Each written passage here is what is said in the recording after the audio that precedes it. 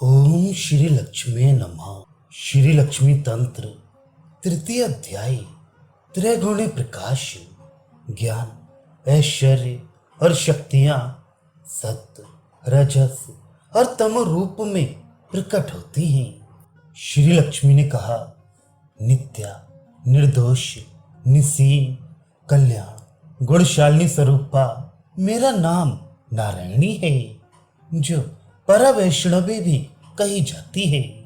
मेरा देश काल तथा रूप से किसी भी प्रकार का परिच्छेद नहीं किया जा सकता।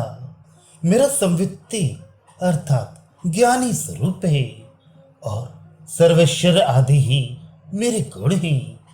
उन गुणों का विभाग मेरी अपनी इच्छा के कारण हुआ है।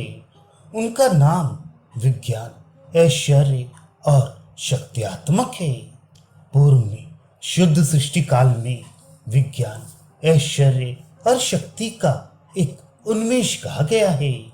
अब अशुद्धात्मक त्रिगुणात्मक सृष्टि में दूसरा उन्मेष कहा जा रहा है। उस शुद्ध सृष्टि काल में सत्तादि गुणों ने अपने को बदलकर विज्ञान, ऐश्वर्य और शक्ति का रूप धारण किया था।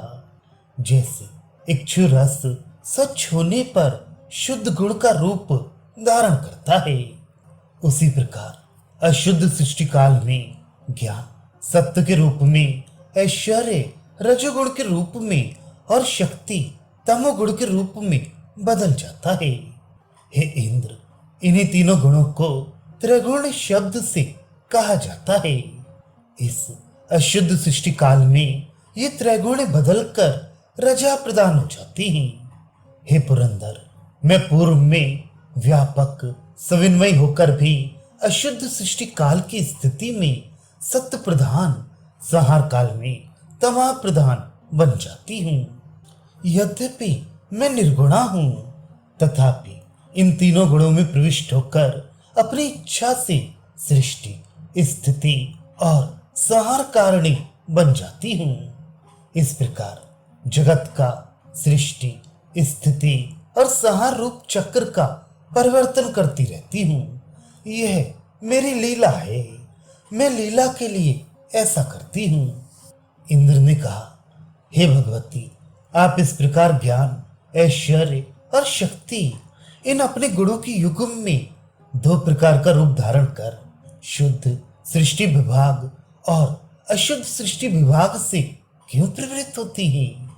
हे पद्मी, इन दोनों विद्याओं का परस्पर संबंध क्या है? हे पद्म संभवे, मेरे द्वारा पूछे जाने पर आप इसे बतलाइए।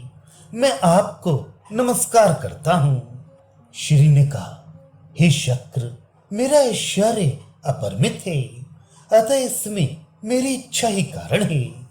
यद्यपि मेरे इस ऐश्वर्य आदिक विषय में बड़े बड़े सिद्धि योगी भी मोहित हो जाते हैं, तथापि मैं ईश और ईशितव्य भाव में होकर इसमें प्रवृत्त होती हूँ। हे पुरंदर, भगवान नारायण ईश है। उनमें रहने वाली ईशता मैं हूँ और ये सारा जड़ जगत मेरे इष्टव्य है, ऐसा समझना चाहिए। उसमें जिस शक्ति परा है, इसलिए वह भोक्तृता को प्राप्त है और अच्युत पद उसके भोग्योपकरण का नित्य स्थान है। यथा जिस शक्ति अनादि अविद्या से ग्रस्त है, वह मेरे द्वारा ही प्रवर्तित है, अतः वह नित्य ही भोक्तृता को प्राप्त है। ये चित शक्ति अहम मम भाव रखने के कारण अपने को अच्युत स्वरूप में मान बैठी है। यही अविद्या है जो विद्या के द्वारा तिरोभूत हो जाती है। जब अविद्या दूर हो जाती है, तब उच्च शक्ति में अहमता, ममता का भाव नहीं रह जाता। फिर तो वह मेरे स्वरूप में मिल जाती है। तब पर व्यू आदि रूपिणी मैं ज्ञान रूप सद्भाव से दिखती हुई अपनी करुणा से जिस शक्ति रूपा उस महाविद्या को शुद्ध मार्ग में प्रवृत्त करती हूँ। इस प्रकार चिद चिद दोनों भावों में रक्ष रक्षक भाव का संबंध है। आदि शुद्धा विद्या रक्षा करने वाली है और दूसरी विद्या की रक्षा की जाती है। इस प्रकार दोनों प्रकार की विद्याओं में रक्षक भाव का संबंध होता है। तब इंद्र ने कहा, हे भगवती, आप ईशितव्य भाव से क्यों प्रवृत्त होती हो? ईशितव्य के कितने भेद हैं और उसका स्वरूप क्या है, यह मुझे बतलाइए। श्री ने कहा, मेरा और नारायण का यह स्वभाव है। हम और सनातन देव विष्णु ईश्वर हैं, किंतु ईष्टव्य नहीं, इसमें संदेह मत कीजिए। जिस शक्ति ईष्टव्य के चित्त और अचित्त ये दो भेद हैं, जो भोक्ता रूप से विद्यमान रहती है वही चित शक्ति है तथा उसी को चिद रूपिणी भी कहते हैं। पर भोग्योपकरण और स्थान भेद से अचित शक्ति तीन प्रकार की होती है। मेरी तृतीय स्थान रूप शक्ति फैलती रहती है, उसे आगम शास्त्र वेदता पर्व भी कहते हैं। यद्यपि ये चित अचित शक्ति परस्पर भिन्न भिन्न है, तथापि मेरी इच्छा से मेरे वशीभूत होने के कारण ये दोनों ही मेरे सनातन स्वरूप हैं। जिस शक्ति विमला है, शुद्धा है, चिन्मयी और आनंद रूपिणी है, अनादि अविद्या से लिप्त रहने के कारण ये संसार में ही चलती रहती है। अचित शक्ति जड़ होने के कारण अशुद्धा है, परिणामनी अर्थात बदलने वाली है। यह तीनों गुणों से युक्त होने पर भी मेरी ही है, इसलिए ये स्वच्छंदता पूर्वक विकसित होती है। जैसे जलन स्वभाव वाला प्रकाश उत्पन्न करने वाला धूमकेतु धूम गलने के कारण मलिन होकर धुआं का स्वरूप धारण करता है, उसी प्रकार शुद्ध संवित स्वरूप वाली ज्ञान स्वरूपा में भी अचित स्वरूप को धारण करती हूँ।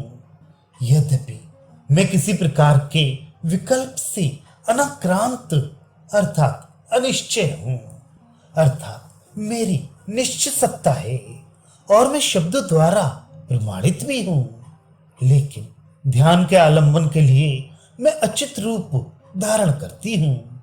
बाहरी और भीतरी पदार्थों में मेरा चित स्वरूप अखंड रूप से विद्यमान है, फिर भी विचित्र उपाधि संपत्ति इसे विशेषित करती है। इसमें मेरी स्वतंत्रता ही हेतु है, मैं किसी के वश में रहने वाली नहीं हूं। हे इंद्र, मेरा इस प्रकार का प्रभाव जानकर आप ज्ञानी बन जाओगे। इंद्र ने कहा, हे देवी, सुख दुख मिश्रित लोगों की रचना आप क्यों करती हो? इसकी अपेक्षा तो सृष्टि न करना ही उत्तम है, अथवा यदि सृष्टि करना आवश्यक हो तो आपको सुख समन्वित सृष्टि करनी चाहिए। महालक्ष्मी ने कहा, अनादि अव्याध्या से ग्रस्त जीवों का शुभ अशुभ संचित कर्म देखकर ही मैं सुख दुख मिश्रित सृष्टि करती हूँ। इंद्र ने कहा, हे क्षीणारभ से संभूत हुई देवी, यदि प्राणियों के शुभ अशुभ कर्मों को देखकर ही आप सृष्टि करती हैं, तब फिर आपकी स्वतंत्रता कैसे रहेगी? महाश्री ने कहा, हे शक्र, जब मैं सृष्टि कार्य करने में प्रवृत्त होती हूँ तब जीवों के शुभ अशुभ कर्म का असाधारण कर्म कारण हो जाते हैं।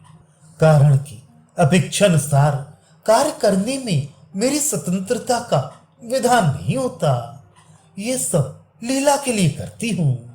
इस विषय में कारण के पूछने की आवश्यकता नहीं है, शांत हो जाओ। इंद्र ने कहा, हे देवी, जब आपकी इस प्रकार की स्वतंत्रता है तब जैसी चाहें वैसी सृष्टि कीजिए। हे पद्म संभवे, आपको नमस्कार है। अब आप सृष्टि के प्रकार का वर्णन कीजिए।